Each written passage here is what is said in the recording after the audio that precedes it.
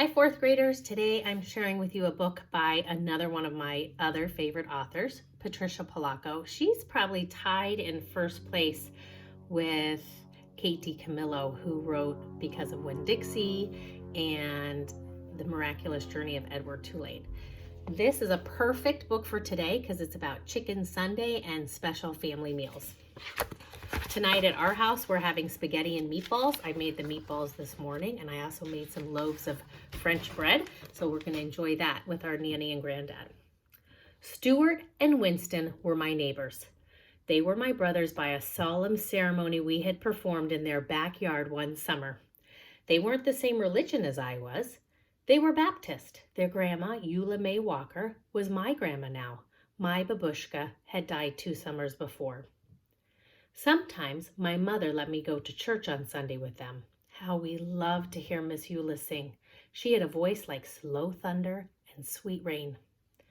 We'd walk to church and back. She'd take my hand as we crossed College Avenue.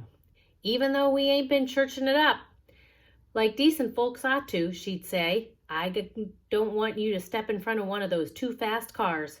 You'll be as flat as a hen's tongue. And she squeezed my hand. When we passed Mr. Kadinsky's hat shop, Miss Eula would always stop and look in the window at the wonderful hats. Then she'd sigh and walk on. This here in this picture, this is Patricia Polacco as a child. Most of her stories are autobiographical, which means they're about her life growing up. We called those Sundays Chicken Sundays because Miss Eula almost always fried chicken for dinner. There'd be collard greens with bacon, a big pot of Hoppin' John, corn on the cob, and fried spoon bread. One Sunday at the table, we watched her paper fan flutter back and forth, pulling moist chicken fried air along with it. She took a deep breath. Her skin glowed as she smiled. Then she told us something we already knew. That Easter bonnet in Mr. Kadinsky's window is the most beautiful I ever did see, she said thoughtfully. The 3 of us exchanged looks. We wanted her to get that hat more than anything in the world.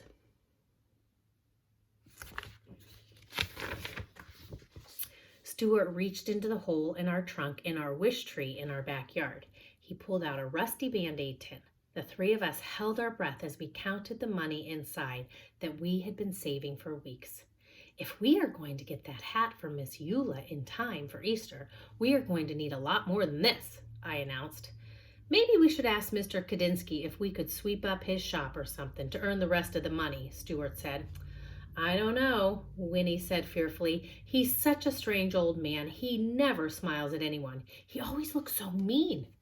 We all agreed it was worth a try anyhow. The next day, we took a short cut down the alley in the back of the hat shop. Bigger boys were there. They were yelling. Eggs flew past us and pelted Mr. Kadinsky's back door. Just as the boys ran away, the door flew open. Mr. Kadinsky glared straight at us. You there, he yelled. Why do you kids do things like this? It wasn't us, Stuart tried to stay, but Mr. Kadinsky wouldn't listen to us. All I want to do is live my life in peace. I'm calling your grandmother, he shouted as he wagged his finger in Stuart's face.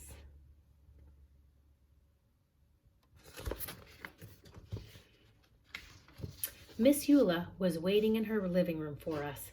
Miss Eula, we didn't throw those eggs, I sobbed. Some big boys did, Stuart sputtered. What were you doing at the back of his shop in the first place, she asked. We knew that we couldn't tell her the truth, so we just stood there and cried. She looked at us for a long while.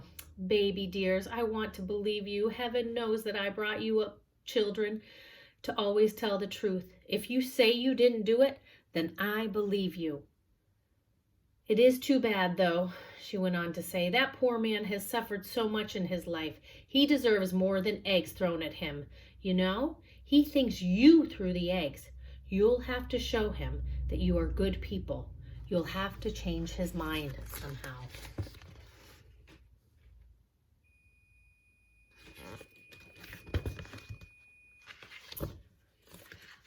Mom helped me to show the boys how to decorate the eggs. The way my bubby and had taught us, the way they do it in the old country. We made designs on the eggshells with hot wax. then dyed them, and finally melted the wax of the patterns off. We put the eggs in a basket, even though we were afraid, marched into Mr. Kadinsky's shop, and put them on the counter. I actually have to keep going. Oh, the timer just went off on my bread, but I think Mr. DeMarco heard it and he's taking it out of the oven for me. He raised his eyebrows and glowered at us. Then his eyes dropped to the basket. Spasiba, he said softly. That means thank you in Russian. Pazanki eggs, he said as he looked closely. I haven't seen these since I left my homeland. We didn't throw those eggs at your door, Mr. Kadinsky, we told him. He looked at us for a minute. Well then, you have great courage to be here. Chutzpah. You have chutzpah. Then his eyes glistened and his mouth curled into a warm smile. Come, have some tea with me. From Mr. Kadinsky's hat and his beard, and that he's from the old country, I can tell that he must be of Jewish heritage, and he uses that word chutzpah, which means courage, and that's a Hebrew word. So I think those boys who were throwing eggs at him didn't like Jewish people, so they were treating him badly. They were being prejudiced. We spent the whole afternoon talking together, having poppy seed cake and strong tea. He told us about his life. We told him about ours. When we finally got the courage to ask about doing odd jobs to earn some extra money, he apologized and told us there was no work. We didn't tell him what we wanted the money for. It didn't seem the right thing to do. Our hearts sank. I tell you this, he said thoughtfully, these eggs are as beautiful as many of my hats. Stuart, Winnie, and I looked at each other. It is almost Easter, he went on to say. I'm sure that people would love these eggs. Set up a table and sell them right here in my shop.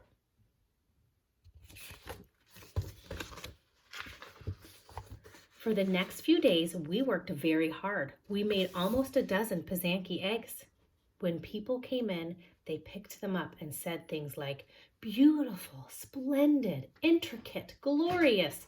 We sold them all in one single day. And look how happy everyone looks. Look at even Mr. Kadinsky looks happy. That afternoon, when all the eggs were gone, we counted our money. We had more than enough for the hat.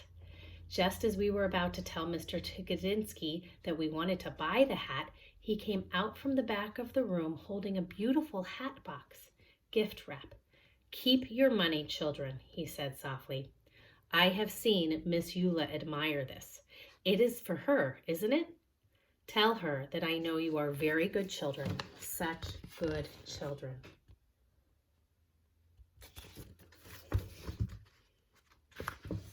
When Easter Sunday arrived, we thought our hearts would burst when we watched Miss Eula open the hat box. She held us close as big tears rolled down her cheeks.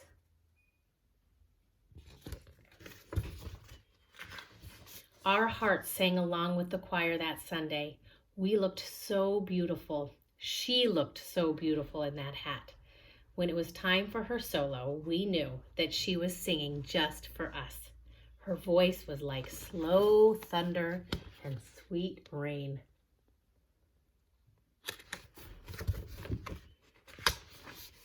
Later that day, as Miss Eula sat at the head of the table, she said, "Oh, baby dears, I can die happy now, and after I'm dead, on chicken Sundays, I want you to boil up some chicken, bones, gravy, and all, and pour it over my grave. So late at night when I'm hungry, I can reach right out and have me some." Then she rolled her head back and laughed from a deep, holy place inside.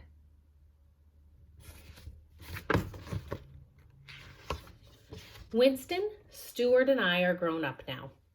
Our old neighborhood has changed some, yet it's still familiar too. The freeway rumbles over the spot where Mr. Kadinsky's shop once stood. I think of him often and his glorious hats.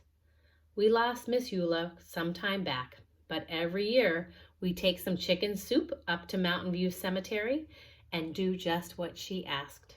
Sometimes when we are especially quiet inside, we can hear singing, a voice that sounds like slow thunder and sweet rain.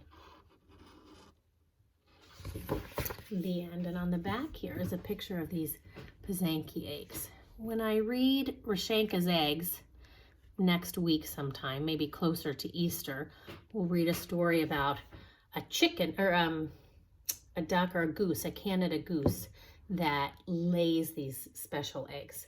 Some of you may know that story, but this is a good story. I think it's a good story about loving others no matter what color they are. Miss Eula is black. Little Patricia Polacco is white. And the man, Mr. Kadinsky, is Jewish, and they're all very different, but they all love each other and look out for each other and care for each other. I hope you are doing the same thing in your homes. I miss you all. I hope you enjoy a Sunday dinner with your family. We're going to have, like I said, spaghetti and meatballs and some homemade bread. And Nanny is surprising us with a delicious dessert. I'll tell you tomorrow what we have. Bye-bye.